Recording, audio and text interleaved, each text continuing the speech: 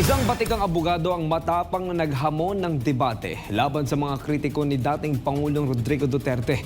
Layunin nitong patunayan na mali at iligal ang pag-aresto sa dating Pangulo na ngayon nasa kamay na ng mga dayuhan sa The Hague, Netherlands. Si Paul Montibon, sorry Paul!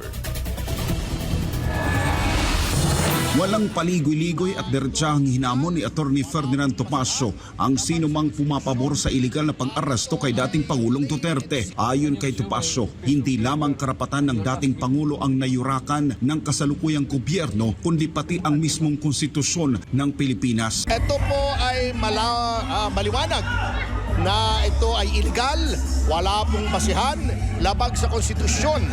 At ito ay plain and simple kidnapping. At alam niyo po, kung sino nagsasabing hindi, hinahamon ko ng debate kahit kailan, kahit saan. At ipakikita ko kung paano ito ay talagang labag sa batas. Matatanda ang bumuhos ang kaliwat kanang reklamo at pagkadismaya mula sa publiko laban sa pamahalaan, pulisya at iba pang law enforcement agencies matapos ang kontrobersyal na pagsuko ni Duterte sa poder ng International Criminal Court o ICC, at hindi lang sa Pilipinas dahil maging mga Pilipino sa ibang bansa at mga dayuhan ay nakisimpatya rin sa dating Pangulo.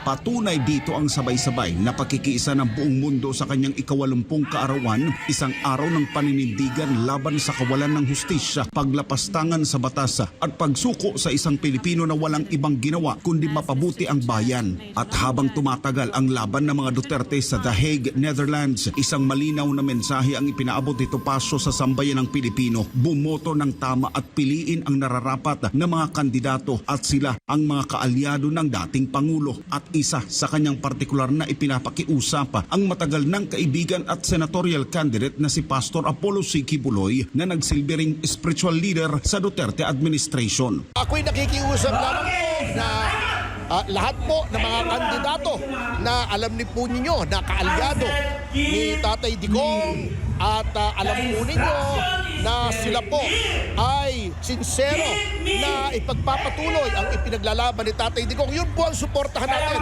sa darating na eleksyon, at kasama na po dyan siyempre ang ating mahal na pastor. At hindi rin nagpahuli ang butihing pastor sa pagbibigay ng mensahe sa kaarawan ni dating Pangulong Duterte.